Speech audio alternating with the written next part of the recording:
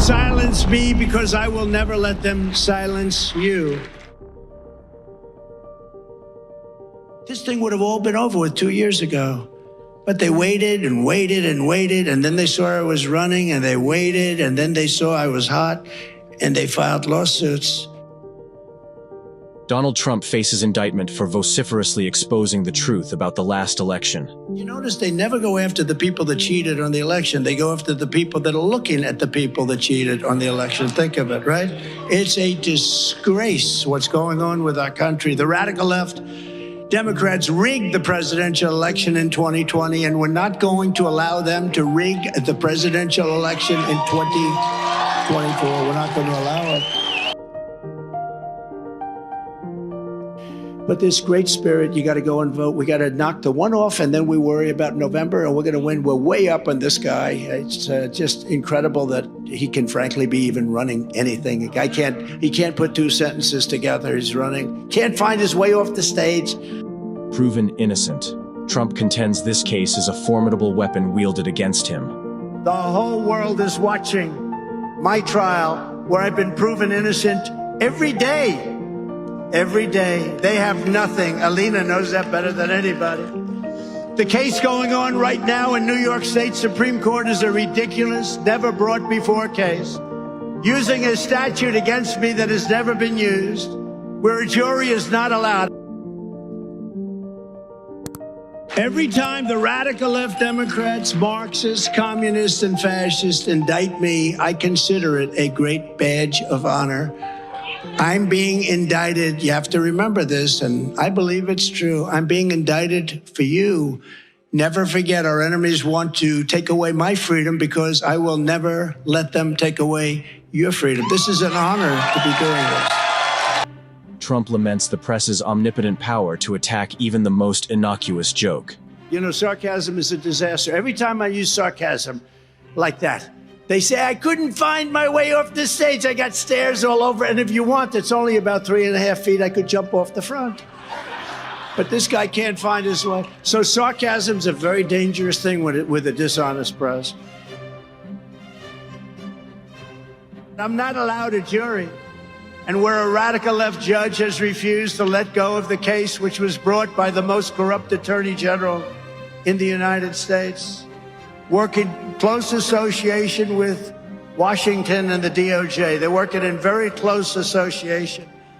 And if it was brought, it should have been brought in the commercial division. Indicted 4 times, Trump faces the multifaceted legal onslaught with an unusual optimism. You know, I do enjoy this. I shouldn't enjoy it. Who the hell gets indicted 4 times and has a good time? Who? Even Brenna's going, you're right about that. Right, Brenna? No, it's, and you know, one of the things that's very, is when you look at these polls, they're the best polls. The Des Moines Register said it's the best poll that they've ever had in terms of what we're doing with the lead, the numbers. They're the best numbers they've ever seen. When you see that, it makes you feel good. And that supersedes all of this political stuff that's going on against political opponents. And it's such a dangerous precedent they're setting and so bad for our country. But when you see the kind of numbers we're getting, and not just here, in every state. I mean, think of it, leading Michigan by 10 or 11 points. Michigan's always tough. Won it in 16. I also won it in 20, but, you know, they took it away. But what they did in 2020 is a disgrace. Trump vehemently denounces the press, highlighting the perceived malevolence within. See all the stairs around here? How the hell do you not? Where is the stair? He says, where is the stair? To show you how evil the press is, I did this routine where I stumbled and mumbled purposely, imitating him, and they put it on. They said, he's cognitively impaired. Then I walked back. I'm looking and I walk, what? Where? And he walks off the stage and he's like,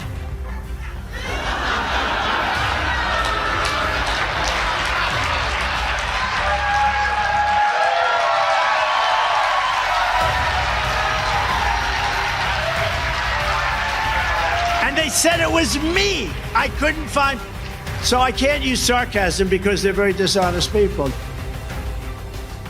And another person who's a warrior She happens to be a beautiful woman, but I never think about that because I never talk about beauty. To me, I can see the most beautiful woman in the world. It doesn't register with me at all. Beauty doesn't matter. But she's beautiful, but she's a great lawyer. Silenced by the government, Trump sees an orchestrated effort to quash dissenting voices. They want to silence me because I will never let them silence you. And in the end, they're not after me, they're after you, and I just happen to be standing in their way. That's truthful. You know, if I wasn't doing this, if I weren't running, or probably if I was in 5th place or 4th place or even 3rd place, this wouldn't be taking place. But we're so far ahead of him and we're so far ahead of everyone that they've done this. And, you know, now they're saying, let's rush it to the Supreme Court. We got to rush it, rush it, rush it. They could have started 3 years ago. Nothing changed. They could have started 3 years ago, but they didn't.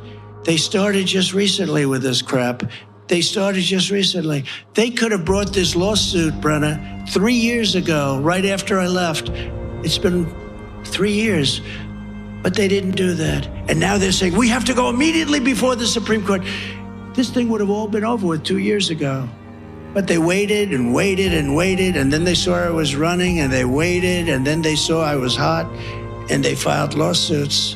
These are very dishonest people. That's called election interference. And now they're fighting like because they want to try and get a guilty plea from the Supreme Court of the United States, which I can't imagine because you have presidential immunity. But strange things happen, but they want to get that because that's the only way they're going to win the election. It's a very sick thing. But think of it. They waited and waited and waited for years. In fact, nobody thought, everyone was saying they're never going to bring any charges. Most people said they're not going to bring them because they don't have anything. And then all of a sudden we started getting hit with these lawsuits. And in fact, in New York, in the DA's office, they actually took a top prosecutor from Washington and put him in the local DA's office. They took a top prosecutor from Washington and put him with Letitia James, a very fine woman. And she's been a tremendous protector of a lot of very important people. And she's done an incredible job. And she has tremendous courage. You know, I have these high-priced lawyers, and they're fine. But they go out, and I say, go speak to the press. And, you know, you have these animals out there. Oh, there they are, right up there. Whoa. You have these animals out there. They're vicious animals. Trump, undeterred, undergoes a comprehensive battery of rigorous physical and cognitive tests, excelling. So, you know, I go through a long story because they actually had me like walking into, it's so sad. I said, do people believe that? And I just took a physical. You'll be happy to hear. Our great football player is going to be happy to hear this. I took a physical and I passed with flying colors. And I took a cognitive exam. I said, doctor, give me anything you want. I want to take it. I think you actually, if you're running for president, I think you should be forced to take it. They say it's not constitutional. So instead of, you know, look, we love our Constitution, but look what we have in office. This guy cannot pass a cognitive exam. Despite proving innocence, Trump encounters steadfast resistance from a judicious judiciary. This judge would not let it go. I've proven my innocence. Literally every single day we prove total innocence. The clubhouse appointed highly partisan judge who is crazy ruled violently and viciously against me before he ever knew what the case was about and before we even started the trial. He ruled against me before the trial was started. It should have never gone to court in order to make the case for the racist Attorney General, Letitia Peekaboo James. He had to get the values of my properties down very substantially from the true values. So he stated as an example that Mar-a-Lago in Palm Beach, Florida was worth $18 million, when in fact the real number is anywhere from 50 to 100 times that amount, maybe higher than that. An unassailable expert testified just this week that is worth much more than $1 billion. Trump's resounding promise echoes to elevate the nation beyond its former unparalleled greatness. A woman who campaigned without knowing anything about me, I will get Trump. I will get Trump. I will get Trump. She's screaming. Nobody's ever seen anything like it. And they got nothing. They got nothing. but they have a good judge for them. And it's a very, sadly to say, it's a very corrupt system, but they got nothing. But they actually took somebody from the DOJ, put her there. They took somebody from the DOJ and put that person, top person, in the DA's office. You think my life is fun, Front Row Joes? You think it's fun?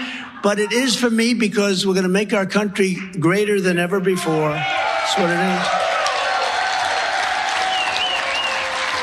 And this is far more than a campaign. This is the greatest political movement in the history of our country. That's what it is. And these high-priced guys, you know, they're beautiful guys, nice, beautiful suits, everything, nice pay, a lot of money to these people. Go out and speak to the press, sir. I'd rather not. And she goes, I'll do it. And she goes out there, she's fierce. She's a fierce person. And we appreciate it. Alina Habba. Trump views his indictment as a profound sacrifice for the people. Anytime I mention them, they say, get that light off. It's coming now. Nonetheless, we're dominating Crooked Joe in the general election. The CNN poll of battleground states has us leading Biden by 8 in Georgia and 10 points in Michigan. That's great, because the auto workers are getting with this electric car. They're all going to be made in China. Poll numbers also reveal that African Americans, Hispanic Americans, Asian Americans, young Americans, and just about everybody else want to join the Republican Party. It's the party of the American dream, not the Democrat Party of open borders, chaos, uniform laughter at us throughout the world. And Biden and his allies are by far the worst representatives anywhere in the world on a thing called borders. Nobody's ever had a border policy like we do. I don't care if it's a third world nation. I always say no third world nation's as bad as we have. Millions of people flowing in. I believe it'll be 15 or 16 million people. That's bigger than New York State. And they're coming in from places that you don't want to know about. They're bad on policy. They're bad on taxes. They're bad on everything except for cheating on elections. They're good at cheating. You know, if they put that genius to running our country, we'd have the greatest. I wouldn't have to bother running. I could be a real estate guy in New York and enjoy my life. Alina, she says, I'll do it, sir. I'll do it. And she goes and she makes the news every night. She makes the news every night, screaming at these maniacs. I took a cognitive exam and I aced it. He said, I aced it. Thank you very much, doctor. And you know who gave me the first time I ever even heard of it? Dr. Ronnie. Do you know Doc Ronnie? He's one of the great congressmen now. Ronnie Jackson, he was the doctor. He's an admiral. He was the doctor in the White House. He was my doctor. He was Obama's doctor too, by the way. I said, who's healthier? He said, sir, there's no contest. I won't tell you the answer, but you know the answer. Okay, it was me. He said, you're the healthiest guy. He said, if he didn't eat junk food, he'd live to 200 years old. That's my kind of a doctor. But he gave me, at Walter Reed, they gave me a cognitive exam. And I aced it. I actually aced it, got everything right. And I took another one, got everything right. I would know when it's going bad. I would tell you, if it's going bad, I'll be the first to know. You know who would be the first to know? Front Row Joes would be the first to know. They will tell me, they'll say, sir, we love you. We've been here. We've gone to 120 rallies. But, sir, it's time for you to pack it in. And I'd want them. You know what? I'd want them to say that. I'd want them. But I feel that right now I'm sharper than I was 20 years ago. And I don't know why. I don't know why. You know, it's a funny thing. And it's a very minor thing. But I'm a much better golfer than I was 10 or 15 years ago. Means something. You know, it means something in a certain way. It means something. No, but I did. I took a physical, passed it. I thought I had an obligation, and I took a cognitive and aced it. I said, which did I do better on, my physical or my cognitive? He said, actually, sir, your cognitive. And I wasn't sure I was happy about that. He said, your cognitive is incredible. Imagine free speech being completely slashed, not for a normal person, never mind us, but for the leading candidate of the Republican Party. We are now putting on our case, and they cannot prove that we did anything wrong. In a courtroom twist, Trump's attorney makes a fatal error, leaving them unable to prove the innocence they assert. That is not okay because there are rules of ethics. There are judiciary canons that we're all supposed to follow. All these things are not okay. He didn't want Donald Trump to say a lot of things that we would be saying. I've argued presidential immunity, Martha, ad nauseum, because I represent the most targeted former president in American history. I can tell you right now, absolute immunity, or what we call presidential immunity, is an immunity that exists to not only protect presidents, but protect Americans. And that was the arguments that we heard today. It's the narrative they love to do to scare you, right? To make you think that the Constitution actually isn't correct on this one, that it's just in fact that we have a Supreme Court that is MAGA-ized. I mean, I've never heard them use a phrase that is all positive. Make America great again. It's not destroy America. It's not corrupt our children, open our borders. It's make America great again. The judge's refusal to postpone the trial leaves Trump's attorney grappling with the repercussions of a decision they find utterly ridiculous. Well, initially, we had just asked, could we please postpone today? His mother-in-law clearly just, and he would have liked to have been with his family. The judge said no. Why? His reasoning was something I can't get into, but ridiculous. There's security. We have to pay for, I don't know. If you all of a sudden change an immunity that has been in place forever, that has been in place for very good reason, then how are presidents to protect the country? How are presidents to speak to the press and address the nation when they're afraid of defamation in civil claims, when they're afraid of charges for having military take action against our enemies? Trump's attorney claims their counsel did an exceptional job, asserting that the law grants presidents absolute immunity from certain claims in the execution of their duties. And they use it to scare these incredibly radical left people and to make them believe that the Supreme Court, the highest court in this country, would be as radical and ridiculous as some of the corrupt Soros-backed AGs and DAs that I've seen in court against Donald Trump. So if you have a prosecutor get brought onto a case and that prosecutor is brought on for the sole purpose of selective prosecution, which is what we see here, you're targeting somebody, you bring in your buddy. I say, hey, Fox News, come on with me. We're going to go get CNN. Asserting his right to speak, the president aims to put his words on the record, intensifying the legal battle over presidential immunity. It is hypothetical after hypothetical of extreme situations that are not the current situation. That's what I heard today. And I think our counsel did a great job of presenting what has already been established law. Presidents have to perform in their duties with absolute immunity from claims, because while they are sitting in president, Martha, it is not just, and I want to explain this in plain English, I always try and do that for non-lawyers. It is not just acts within his employment as the sole member of the executive branch. It is also for acts in the outer perimeter. It is for decisions he has to have discretion to make. If you have no discretion, then why are you elected as the president of the United States? That is the bottom line. The president was the president. He should be afforded immunity. And frankly, if the D.C. court does not make that decision, that would be mind-boggling to me, to be honest. It's a tactic. It's a typical left-wing tactic. We've seen it time and time again. I'm looking forward to seeing what their decision is. They are going to have to make tough decisions, obviously, but to me, the law is very clear. There's due process. There's rights to trial. There's rights to be heard. You can't call someone an insurrectionist that never did an insurrection, that's never been guilty of an insurrection. It's un-American, it's ridiculous, and it's frankly election interference at its finest. They're just desperate, Martha. You know that. Trump's attorney deems presidential immunity a clear-cut argument, warning that an adverse ruling could escalate the case to the Supreme Court. The most security that gets paid for is the Secret Service that comes with the president that has to get disrupted, fly in, fly out. But they have no problem wasting taxpayer dollars for the last 3 months. So I don't understand that reasoning. He required him to come in when his family is grieving. That's number one. Number two, the president, as a defendant, wanted to put words on the record and say what he had to say in terms of his closing. He has a right to get up and speak. He is a defendant. The judge said, oh, okay, but we're going to restrict that speech again. Now, remember, this is a judge that put a gag order on me, on the president, all the lawyers, and we're dealing with that every day. So the president wouldn't speak, and I would never have him speak under those circumstances.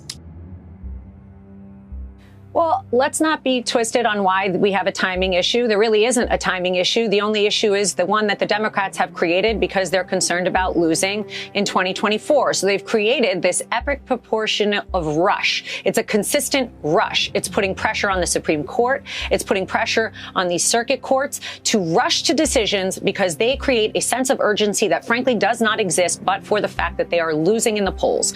So we are looking at this hectic rush. However, if you look at the decision with Jack Smith in the Supreme Court recently, they are calling them out on it. The rush to ruin an election is not, frankly, a rush at all. It is an urgent election interference claim that they've all colluded to do, in my opinion, and I've seen it time and time again. Presidential immunity is a slam dunk argument. If this case is not decided the way I think, frankly, the law states it should be, then yes, it will go to the Supreme Court. They will probably have to rush a decision because I'm sure prosecutors that we've seen that are Soros-backed will rush it. It's unfair, frankly, to the Supreme Court that they're being put in this position, but the law is very clear, and I think it's an easy decision to make. Allegations of gagging Trump spark controversy, with claims that he is restricted from expressing his views publicly, even in the confines of his home or on social media. Yeah, that's a concern that he's voiced to me. He's voiced to everybody publicly, not privately. And I can tell you that his concern is a valid one. You know, Republicans are conservative. They get nervous. They, unfortunately, are sometimes shy away from being pro-Trump because they feel that even if the law's on our side, they may appear to be swayed much like the Democratic side would do, right? So they're trying so hard to look neutral that sometimes they make the wrong call. And I just encourage them to really look at the law and the Constitution. It's very clean cut, Martha. There's no politics that should be involved in this. It's just simply American. And if the justices read the law as I do, as most Americans and attorneys do, even Dershowitz, who's a known liberal, it's just a simple decision, and it should have nothing to do with if you're a Republican or a Democrat. So I don't know. It's Maggie. I'm a friend of Maggie's, even though we're on different sides of the coin. But she's right. The president's always concerned about people worrying about that. Effectively, he didn't want him to litigate the ugly parts of the case. Now, I'm not sure why, because if you don't have him say it, I'm going to say it, and I'm a pretty big loudmouth myself. So, you know, he has a right. And I think we're seeing this consistently across a lot of these cases. They gag him. They tell him you can't publicly say it. They say you can't even say it when you're at home on True Social. You can't say it on Twitter. It's so obvious what they're doing. I'm tired of it. And I think the American people are really getting tired. Amid ethical concerns, Trump's attorney argues that the case is tainted from the beginning, insisting that their client is unjustly accused. I think they've got their hands full over there. I have a different concern as being one of the president's attorneys, and obviously I'm not on this case. So I just see this. I see what you just played, her speaking in a church or whatever that venue is, and not addressing the fact that the political motivation she had, her friend, alleged boyfriend, whatever it is, now being paid and is involved here on a politically motivated election interference case that we know President Trump did nothing wrong. And these cases were brought in a very timely manner. We've seen it time and time again. I think there's a general concern in this country right now, and this sheds light on that, Martha, in that we're appointing these individuals to positions of power where they have access to taxpayer money. And they're selecting cases to become more famous, not do the right thing. And then we see this slew of corruption that eventually comes down, including this story. And it's a complete revelation that Americans should be used to at this point, but we have to clean up. It's disgusting. And if the allegations are true, she's going to have her hands full with ethics issues and other things. Trump's attorney points fingers at the justice system, claiming it's a disgrace and prompting concerns among the American public for their safety and the integrity of the legal process. My take is very much the sentiments of the president. I will say that these are obviously allegations that, if proven true, are extremely troubling and do create an ethical problem for Fani, for frankly the entire office. If a prosecutor's office is tainted by political animus, which we already know it has, and then they're tainted by taking taxpayer dollars and going on vacations, if those allegations are true and she's hiring people that she is sleeping with and putting them in positions to attack a political enemy, I can't even begin to start on where ethically that is problematic, let alone let's go to the case, which we know has no merits, but was obviously motivated by a group of people that have ill intent. So we've already known that. If these allegations, though, against Fani are in fact proven, she's going to have a problem on her hands, ethically, personally, and frankly for this case.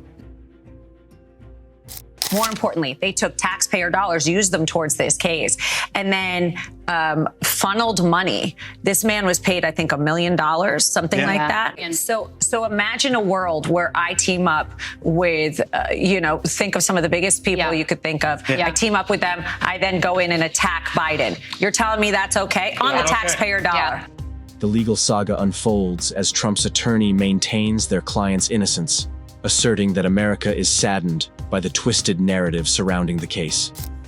I've said this from the beginning, from before this, and I hate the shiny ball theory. I don't agree with Mr. Turley on there, and I think he's great. But on this, I have to say, I have seen this case, if you look at when they started it, as I just mentioned, if you look at the motivation, if you look at the fact that they campaign on it, it's much like the case I have in New York with Letitia James. This case is tainted from the start. It should never have been brought. My client did absolutely nothing wrong. And the fact of the timing, who brought it, state level, never mind all the other things that we're seeing come out that show absolute corruption.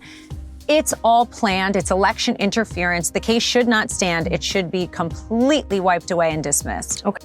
Trump's attorney scrutinizes the evidence presented, arguing that the case fails to prove any wrongdoing and suggests an ulterior motive behind the legal proceedings. Special prosecutors, just so you understand, are supposed to be independent counsel. They are not supposed to be independent counsel that is brought on solely to go under against a political campaign or a political opponent, the leading opponent.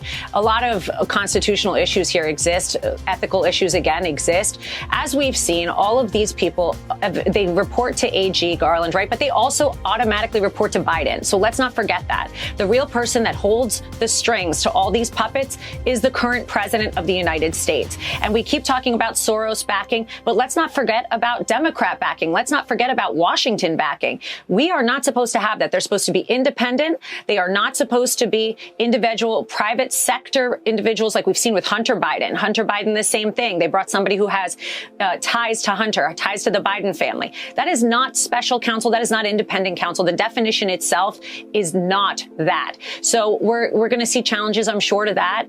I think this is really making America sad. I think it's making the American public concerned for their safety, for the integrity of the justice system. And I hope for the sake of our children that we can correct it. And I don't think we can with this administration. That's a great question. That happened today in court. I stood up, as did my colleagues, and we made very clear an argument that after hearing Deutsche Bank say that they still consider the Trump Organization a great client, that they paid their loans off early, nobody was not paid, their statements of financial condition were actually undervalued, and hearing that from experts who are on the Nobel Committee, Executive Committee recommendations, saying that the accounting records were perfect and those mistakes that may or may not have been on were not mistakes at all. They were called subjective valuations, which every real estate developer has. They were absolutely fine, and there was absolutely no fault at all. And frankly, they even went further and said the New York Attorney General's complaint had no merit. There was absolutely no violations of any accounting principles. The judge shut us down, so I stood up and said, as did my colleague many times, that we need a directed verdict, meaning that they have not proven their case. They've closed their case. Quite the contrary. All they've proven is that President Trump is worth a lot more than his financial condition. And if he wanted to inflate it, he would have put his brand alone, which is worth billions and billions and billions of dollars. But he didn't, because there was no fraud. Letitia, as you mentioned, she campaigned on Trump. She's trying to maintain some political relevance off of Trump. That's why she shows up and does her PR thing there. I find it disgusting, and we are seriously in a dual system of justice in a banana republic where we were already found guilty of something we didn't do before we walked into court. There's a couple things here, Martha. Number one, absolute immunity, presidential immunity, has existed prior to President Trump. And I want the American public to understand that this has existed for every president prior, since the law was created to create a shelter for presidents, sitting presidents, to do what they need to do for the nation without fear of prosecution civilly. And what we are now seeing is a fear of the president winning in 2024 and cleaning up the mess. So they're bringing it. And now I have to tell you, immunity needs to stand. They don't need to create it. They need to keep it. That is all we need.